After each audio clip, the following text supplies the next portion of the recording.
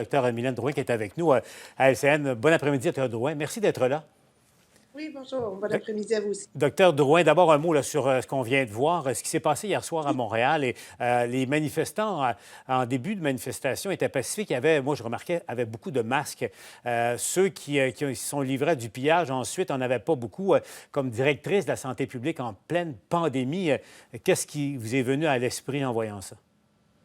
Bien, c'est sûr qu'on comprend très bien là, les revendications contre le racisme. Puis, dans une perspective là, de santé publique pure, c'est sûr qu'on n'encourage pas des rassemblements.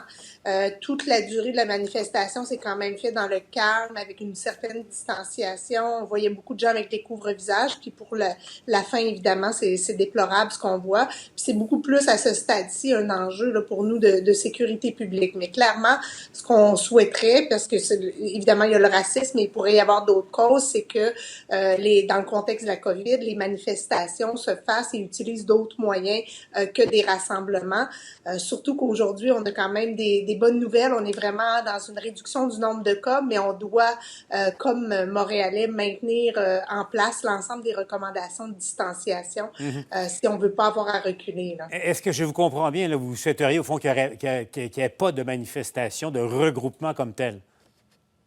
C'est toujours ce qui est indiqué pour le moment, là, donc pas de rassemblement extérieur. Donc, ce qu'on recommande, c'est encore des rassemblements de moins de 10 personnes, 3 ménages avec distanciation et les manifestations en font partie. Maintenant, bon, ben la manifestation a lieu. Je pense qu'il y avait quand même des mesures que les manifestants ont essayé de maintenir le mieux possible, mais je pense qu'après ça, c'est plus le SPVM qui doit gérer le tout dans une perspective de sécurité publique. Mais pour nous, les recommandations sont les mêmes. Parlons maintenant, faisons le point là, sur la pandémie elle-même, Dr Drouin. La semaine dernière, dans une entrevue, vous êtes cité au mot en disant que vous auriez souhaité que cette pandémie soit gérée à Montréal plutôt à Québec, en référant à Horacio Arruda et à François Legault. Est-ce que vous maintenez ces propos-là?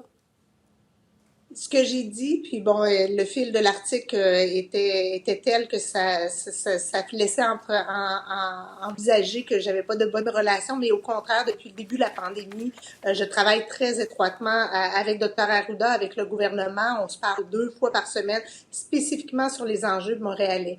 Mais c'est clair que dans le contexte où Montréal est l'épicentre, où on a une complexité d'enjeux liés à la population, liés à notre réseau en tant que tel, je pense qu'on a à s'assurer qu'on a toujours des modalités de fonctionnement qui nous permet de réagir rapidement et de prendre des décisions rapidement. Est-ce que ça aurait changé quelque chose qui soit assis à côté de moi? Puis j'avais déjà fait la blague à Dr Arruda en lui disant je vais vous prêter un bureau à côté du mien, mais c'est surtout d'avoir ces modalités-là en place pour prendre des décisions rapides. Mais je comprends très clairement que le centre décisionnel du Québec, il n'est pas à Montréal actuellement, il est à Québec. Puis évidemment, il y a d'autres régions du Québec qui ont été touchées et pour lesquelles il y avait des décisions à prendre. Mais je pense que c'est plus dans les modalités décisionnelles qu'il faut trouver la façon. Puis je pense qu'on l'a bien trouvé de faire en sorte que Montréal et les enjeux montréalais soient bien pris en cause. Bon, et j'essaie de comprendre l'esprit de votre réponse. Je comprends qu'en cours de route, on s'est ajusté, mais ce que vous dites, au fond, c'est le temps de réaction.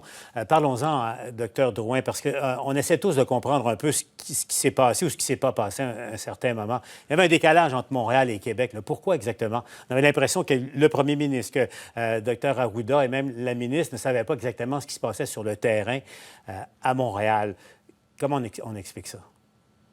Ben, je pense pas que c'est un décalage. Je pense qu'on a, dans le fond, dans l'ensemble des décisions qui se prennent autour de la pandémie, il y en a certaines qui doivent se prendre et tenir compte des spécificités montréalaises. Puis je pense qu'on l'a fait tout au cours de la pandémie. Puis on l'a vu là avec les écoles où même les modalités de déconfinement n'ont pas été les mêmes dans l'ensemble pour la CMM. Puis c'est pas juste Montréal que pour le reste du Québec. Donc je pense que c'est pas tant un décalage que de s'assurer que les lignes de communication sont assez bien tissées pour être capables de répondre rapidement. Donc, elles n'étaient pas bien assurées au départ. C'est ce que vous dites, là? Non, j'ai pas dit, je pense que vous me mettez Bien, des mots dans la bouche. d'accord. Non, mais j'essaie de comprendre exactement, docteur Drouin, parce qu'il y a quelque chose qui n'a pas fonctionné, là. Il s'est passé 2 semaines pendant lesquelles il y a des résidents du CHSLD de Héron, entre autres, je prends un exemple parmi d'autres, ont été laissés à eux-mêmes dans des conditions épouvantables. Puis on a réagi beaucoup plus tard du côté de Québec parce que l'information ne se transmettait pas. Il est où le problème dans la chaîne de commandement au début de la pandémie, là?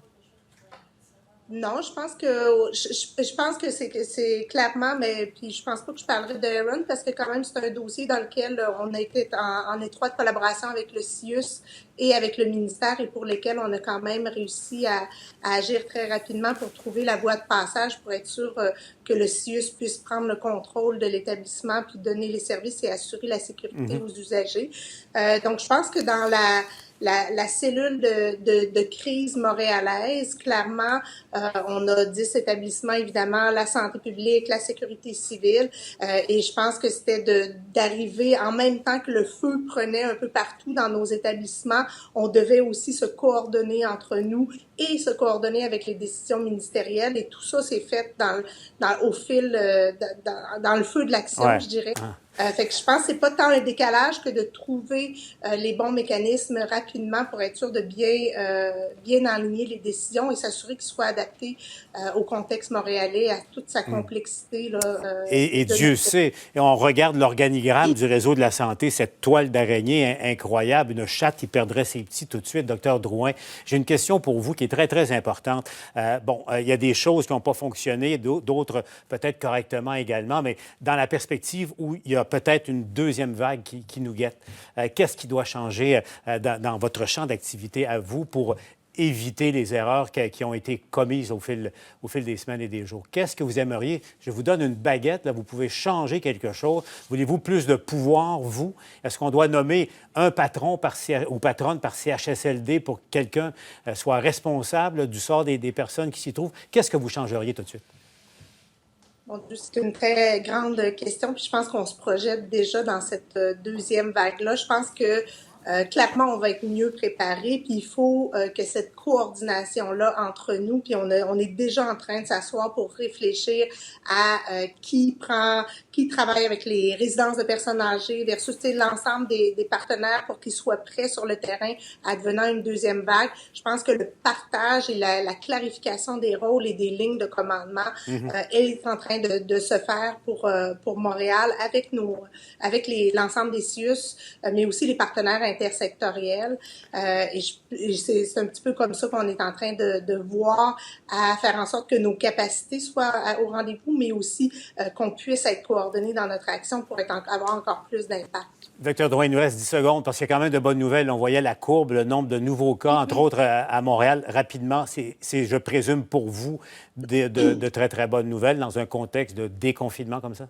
Exactement. Donc aujourd'hui, 108 nouveaux cas, 8 décès, 8 nouveaux décès, c'est toujours déplorable. Chaque décès est un décès de trop. Mais clairement, on n'a pas vu ces chiffres-là depuis le mois de mars. Donc pour nous, c'est quand même une bonne chose. Ça fait quand même une semaine qu'on a réouvert les commerces. Donc on s'attendrait, si on avait eu à avoir un début de hausse, ça serait dans les prochains jours. Donc on est quand même sur une pente descendante, ce qui est très, très encourageant.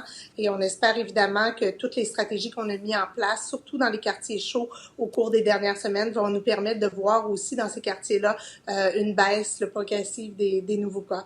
Ouais, surtout qu'il y a d'autres étapes de déconfinement là, qui s'en viennent au cours des prochaines semaines. Docteur Mylène Drouin, directrice de la santé publique pour le Grand Montréal. Merci d'avoir été avec nous, Docteur Drouin. Merci beaucoup à vous. À LCN.